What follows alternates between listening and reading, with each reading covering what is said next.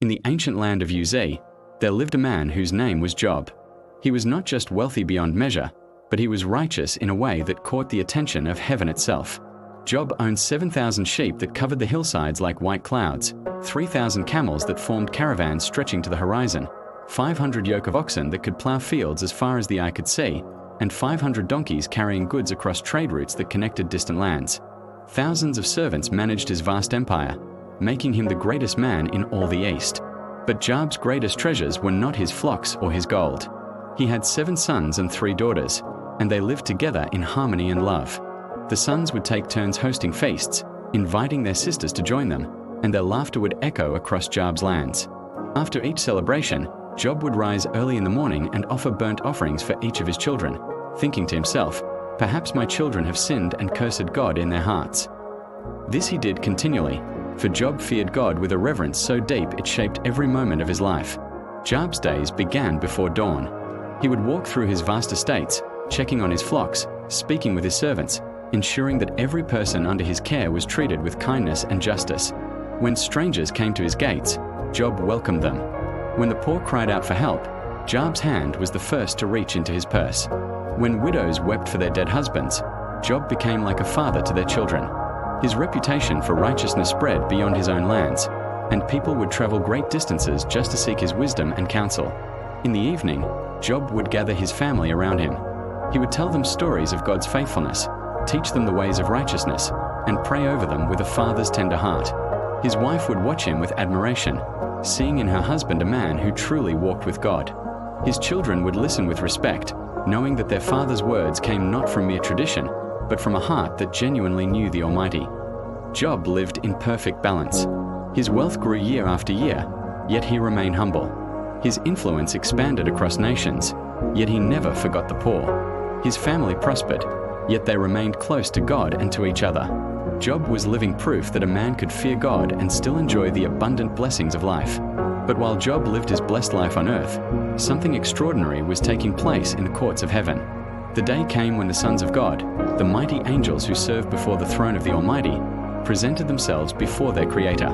The scene was one of indescribable majesty, beings of pure light and power, each one more glorious than anything earthly eyes have ever seen, bowed before the one who sits on the throne surrounded by glory that outshines 10,000 suns. Among these holy beings came another, Satan, the accuser, whose very presence brought a chill to the heavenly court. His name means adversary, and his sole purpose is to find fault, to accuse, to tear down everything good that God has created. The Lord looked upon Satan and asked, "From where do you come?" Satan answered with the restless energy of one who can never find peace from going to and fro on the earth, and from walking back and forth on it. His words revealed his nature, always moving, always searching, always looking for someone to devour, someone to destroy. Then the Lord said something that would change Job's life forever, though Job himself would never know of this conversation. "Have you considered my servant Job, that there is none like him on the earth, a blameless and upright man, one who fears God and shuns evil?" Think of it. Out of all the millions of people living on earth, God singled out Job, not just as a good man, but as a man without equal in his righteousness. This was not mere praise. This was God's official testimony before the entire heavenly host about Job's character. But Satan's response revealed the cynical darkness of his heart. Does Job fear God for nothing? Have you not made a hedge around him, around his household, and around all that he has on every side? You have blessed the work of his hands, and his possessions have increased in the land. But now, stretch out your hand and touch all that he has, and he will surely curse you to your face. Satan was making the ultimate accusation against not just Job, but against all human faith. He was claiming that Job's righteousness was nothing but a business transaction, that his love for God was purely mercenary. "Job only serves you because you pay him well," Satan sneered. "Take away his blessings, and watch how quickly he turns his back on you." The Lord's response shook the foundations of heaven. "Behold, all that he has is in your power, only do not lay a hand on his person." With those words, the test was set in motion. Job's faith was about to be proven in a way that no human being had ever experienced before. Job woke that morning as he always did, with gratitude in his heart and plans for another productive day. The sun rose over his vast estates, his servants began their daily tasks, and his flocks stirred in the pastures. His children had gathered at his eldest son's house for another of their regular celebrations. and Job smiled as he thought of their joy and fellowship. The morning passed peacefully.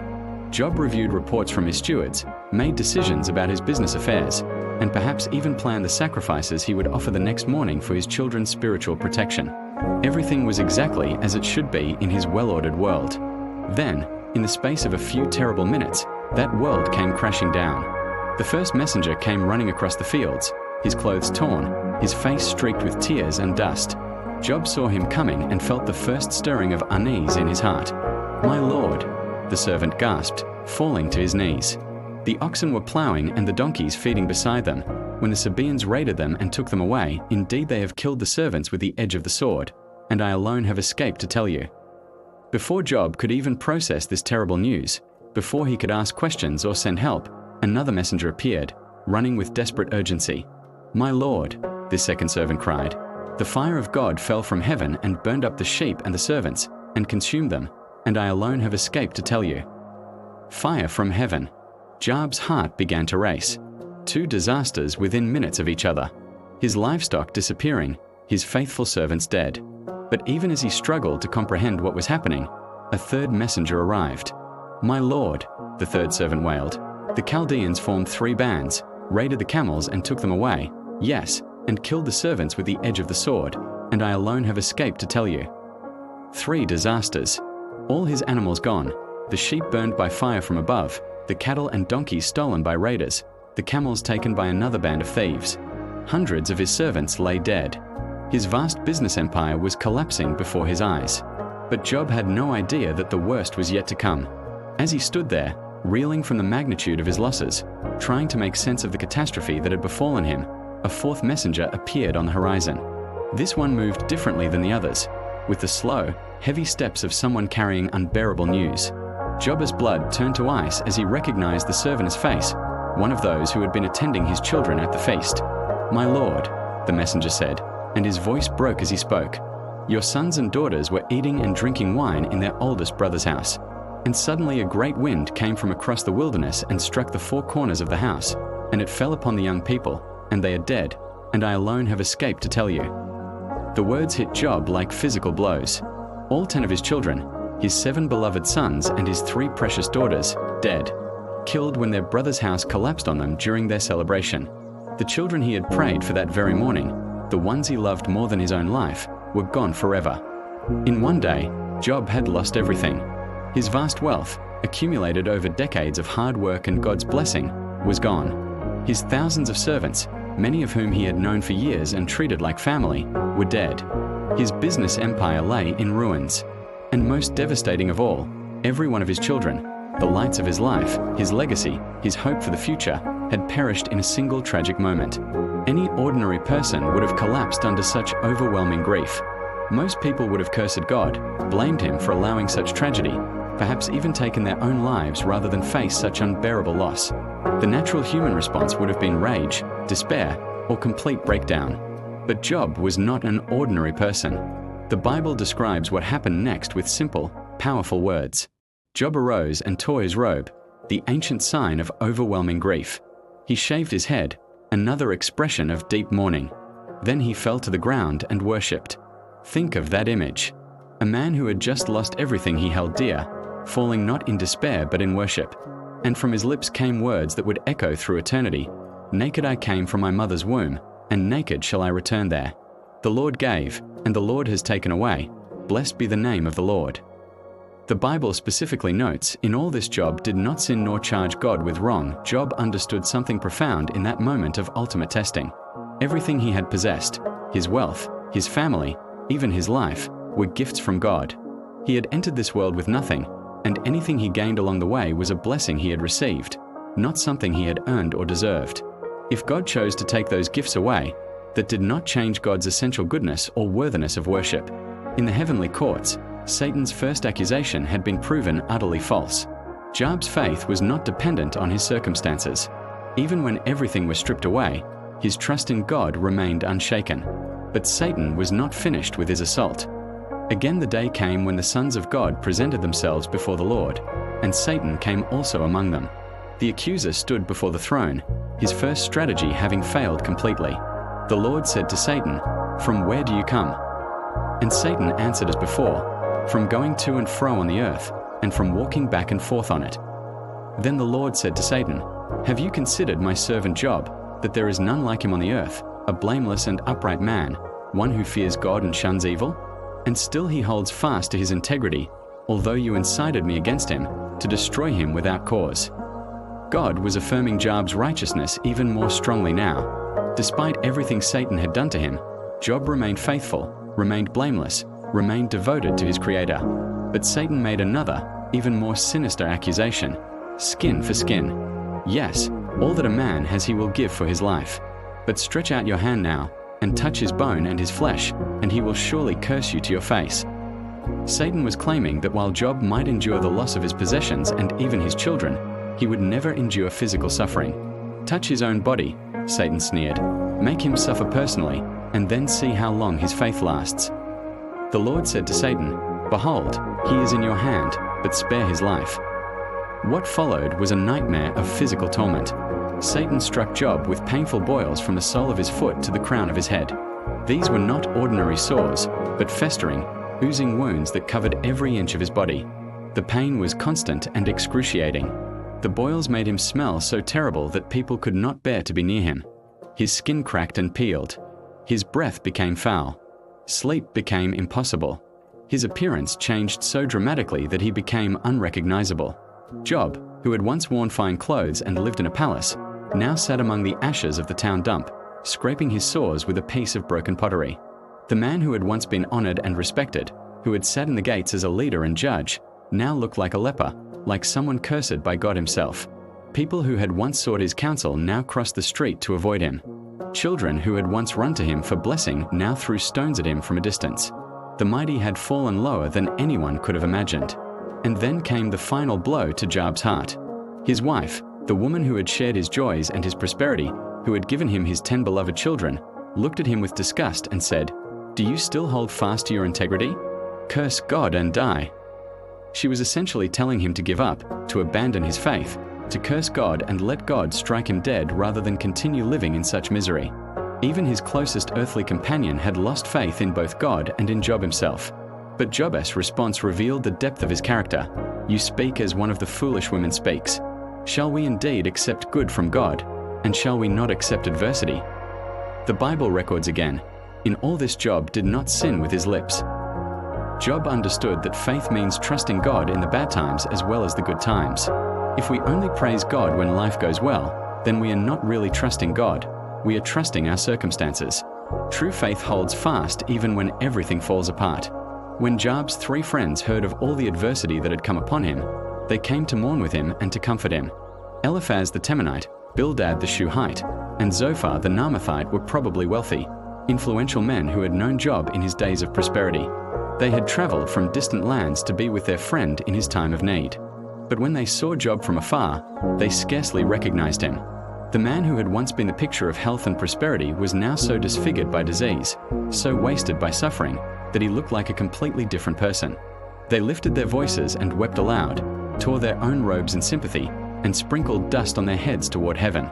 For 7 days and 7 nights, they sat with Job on the ground, and no one spoke a word to him, for they saw that his grief was very great. 7 full days of silence, of simply being present with their suffering friend. Sometimes the best comfort is just staying with someone in their pain, not trying to fix or explain, but simply being there. Finally, Job opened his mouth and spoke. But instead of the patient, trusting words he had spoken before, his anguish poured out like a flood. May the day perish on which I was born, and the night in which it was said, a male child is conceived. May that day be darkness. May God above not seek it, nor the light shine upon it. Oh, that I had died from the womb. Why did I not die when I came from the belly? Why did the knees receive me? Or why the breasts, that I should nurse? For now I would have lain still and been quiet, I would have been asleep, then I would have been at rest. Job was expressing what many people feel in their darkest moments, that it would have been better never to have been born than to experience such overwhelming pain. He was not cursing God, but he was being brutally honest about the depth of his suffering. But instead of offering comfort and support, Job's friends became his accusers. This transformation from comforters to critics is one of the most painful aspects of Job's story, because it reflects something that still happens today when people suffer. Eliphaz spoke first, and his words, though spoken with apparent kindness, carried a sharp blade of accusation. If one attempts a word with you, will you become weary? But who can withhold himself from speaking? Surely you have instructed many, and you have strengthened weak hands. Your words have upheld him who was stumbling, and you have strengthened the feeble knees. But now it comes upon you, and you are weary, it touches you, and you are troubled. Remember now, who ever perished being innocent? Or where were the upright ever cut off? Even as I have seen, those who plow iniquity and sow trouble reap the same. Eliphaz was essentially saying, Job, you used to comfort others when they suffered, but now that you're suffering, you can't handle it. And the reason you're suffering is obvious.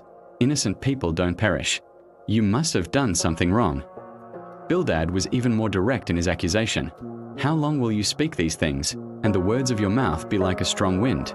Does God subvert judgment, or does the Almighty pervert justice? If your sons have sinned against him, he has cast them away for their transgression. If you would earnestly seek God and make your supplication to the Almighty, if you were pure and upright, surely now he would awaken for you. Bildad was cruelly suggesting that Job's children had died because of their own sins, and that Job's continued suffering proved he was not pure and upright before God. Zophar was the harshest of all. Should your empty talk make men hold their peace? And when you mock, should no one rebuke you? Oh, that God would speak and open his lips against you, that he would show you the secrets of wisdom, for they would double your understanding. Know therefore that God exacts from you less than your iniquity deserves. Zophar was claiming that Job actually deserved even worse punishment than what he was receiving, that God was being merciful by not punishing him as severely as his sins warranted. For chapter after chapter, these three men continued their assault on Job's character. They insisted that suffering was always the result of sin, that God always punished the wicked, and blessed the righteous in this life, and therefore Job's catastrophic losses proved he must be hiding some terrible secret sin. Their theology was neat and simple. Good things happen to good people, bad things happen to bad people, therefore anyone who suffers must be bad. But their simple formula ignored the complexity of life and the mystery of God's ways. Job defended himself with growing frustration and pain. How long will you torment my soul and break me in pieces with words? These 10 times you have reproached me. You are not ashamed that you have wronged me. And if indeed I have erred, my error remains with myself. If indeed you exalt yourselves against me and plead my disgrace against me, know then that God has wronged me and has surrounded me with his net. Job was crying out, show me what I have done wrong. Tell me specifically what sin I have committed that would deserve this level of suffering. You keep accusing me, but you provide no evidence. He continued with words that revealed both his despair and his faith. He has removed my brothers far from me, and my acquaintances are completely estranged from me. My relatives have failed, and my close friends have forgotten me. Even my own servants despise me. I am repulsive to my wife, and my breath is offensive to my children. Young children also despise me. I arise, and they speak against me. All my close friends abhor me, and those whom I love have turned against me. My bone clings to my skin and to my flesh, and I have escaped by the skin of my teeth. Job was describing the complete social isolation that accompanied his physical suffering. Not only was his body racked with pain, but he had also been abandoned by almost everyone who had once cared for him. Yet even in this darkness, Job spoke words that have become some of the most powerful expressions of faith in all of literature. Oh, that my words were written. Oh, that they were inscribed in a book, that they were engraved on a rock with an iron pen and lead, forever. For I know that my Redeemer lives, and he shall stand at last on the earth. And after my skin is destroyed, this I know, that in my flesh I shall see God, whom I shall see for myself, and my eye shall behold, and not another. How my heart yearns within me! Even when everything looked hopeless, even when God seemed silent and absent, Job held on to his conviction that there was a Redeemer who would one day vindicate him, that death was not the end of the story, that he would see God with his own eyes. The debates between Job and his friends continued for many chapters. Job maintained his innocence while acknowledging his humanity and limitations. His friends kept insisting that he must be guilty of some great sin. The arguments went in circles, with each side becoming more entrenched in their positions, and no real comfort or resolution emerging. After all the back and forth, when Job and his 3 friends had finally exhausted their arguments, a young man who had been listening to the entire debate stepped forward. His name was Elihu, and he had remained silent out of respect for his elders, but now his anger burned against both Job and his friends. I am young in years, and you are old. Therefore I was afraid, and dared not declare my opinion to you. I said, age should speak, and multitude of years should teach wisdom. But there is a spirit in man, and the breath of the Almighty gives him understanding. Great men are not always wise, nor do the aged always understand justice. Elihu rebuked Job's friends for condemning Job without providing real answers. Look, in this you are not righteous. I will answer you, for God is greater than man. Why do you contend with him? For he does not give an accounting of any of his words. But he also challenged Job himself. You have said in my hearing, and I have heard the sound of your words, saying, I am pure, without transgression. I am innocent, and there is no iniquity in me. Yet he finds occasions against me. He counts me as his enemy. He puts my feet in the stocks. He watches all my paths. Look, in this you are not righteous. I will answer you, for God is greater than man.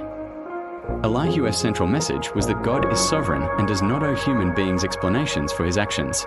He pointed out that God speaks to people in various ways, through dreams, through circumstances, through suffering itself, often to humble pride and prevent greater destruction. For God may speak in one way, or in another, yet man does not perceive it. In a dream, in a vision of the night, when deep sleep falls upon men, while slumbering on their beds, then he opens the ears of men and seals their instruction. In order to turn man from his deed and conceal pride from man, he keeps back his soul from the pit and his life from perishing by the sword. Elihu suggested that Job's suffering might not be punishment for past sins, but protection from future pride, or training in righteousness, or part of some greater purpose that human minds could not comprehend. His words prepared the way for what was about to happen, but even his wisdom could not touch the core of Job's anguish or provide the answers that Job's heart was seeking. Then, suddenly, the entire atmosphere changed. The wind began to blow with increasing intensity. Dark clouds gathered on the horizon. Thunder rolled across the sky. And out of the whirlwind came a voice that silenced every other sound. The voice of God himself. Who is this who darkens counsel by words without knowledge? Now prepare yourself like a man. I will question you, and you shall answer me. What followed was not an explanation or an apology, but a magnificent revelation of God's power, wisdom, and sovereignty. God did not answer Job's questions about why he had suffered. Instead, he asked Job questions that revealed how limited human understanding really is compared to divine wisdom. Where were you when I laid the foundations of the earth? Tell me, if you have understanding. Who determined its measurements? Surely you know. Or who stretched the line upon it? To what were its foundations fastened? Or who laid its cornerstone, when the morning stars sang together, and all the sons of God shouted for joy? God continued with question after question about the creation and governance of the world. Who shut in the sea with doors, when it burst forth and issued from the womb? When I made the clouds its garment, and thick darkness its swaddling band? When I fixed my limit for it, and set bars and doors?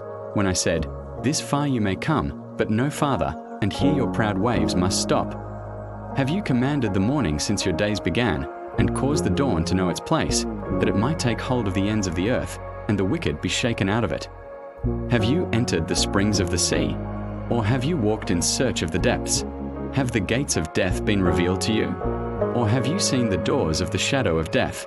Have you comprehended the breadth of the earth? Tell me, if you know all this.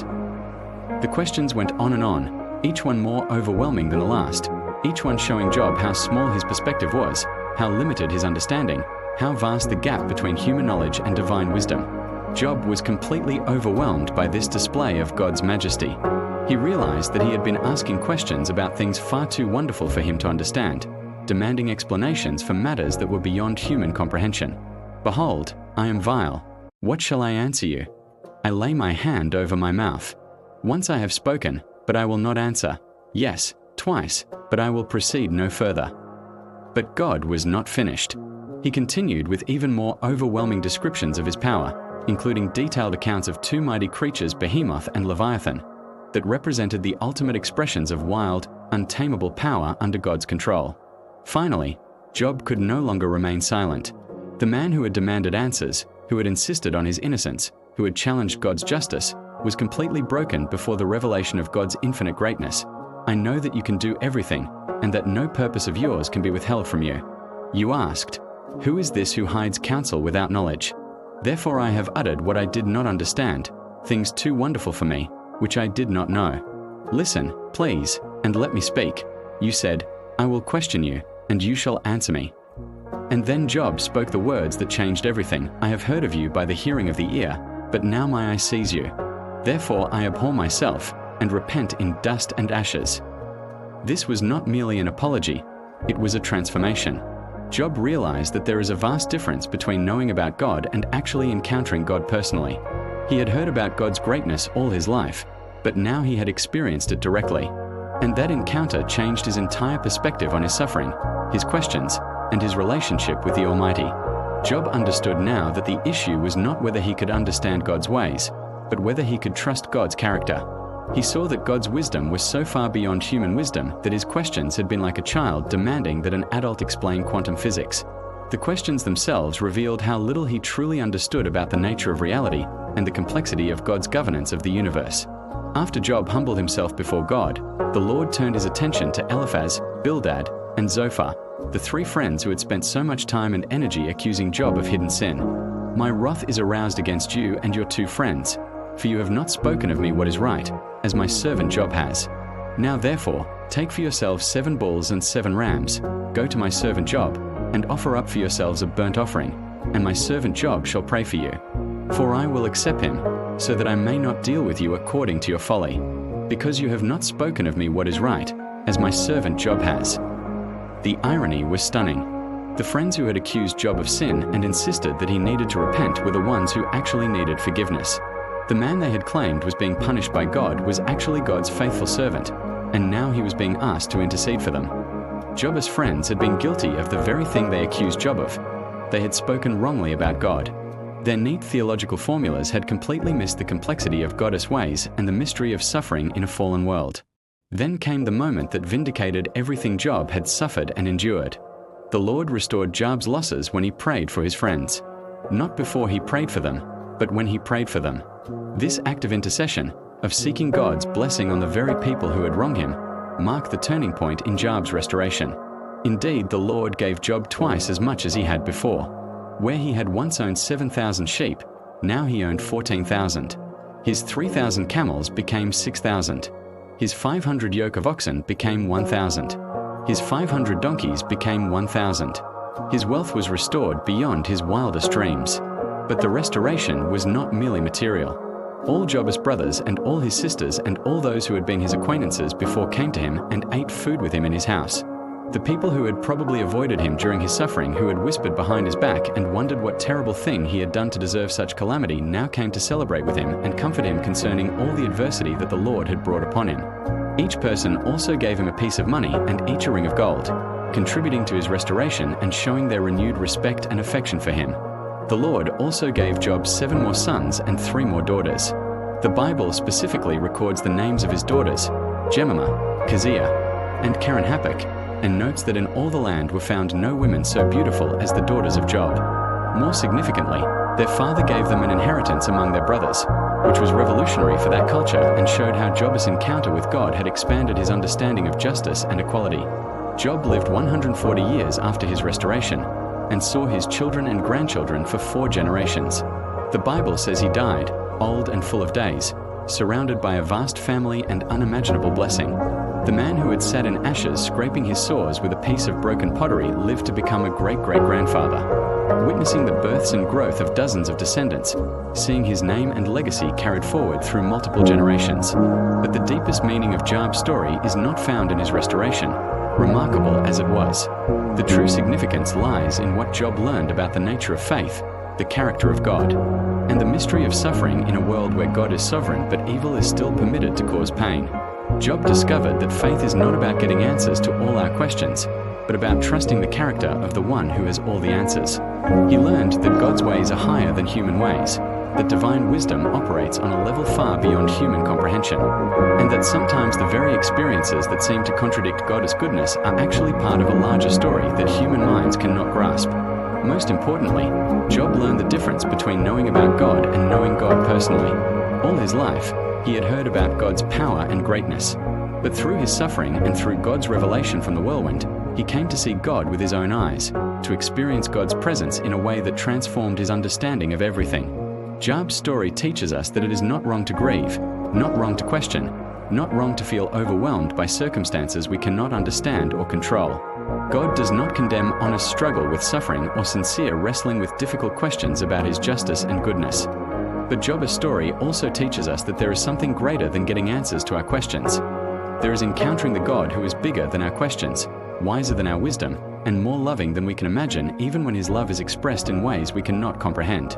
Job lost everything that could be taken from him, but in the process he discovered something that could never be taken away, a relationship with God that was deeper, richer, and more real than anything he had ever experienced before.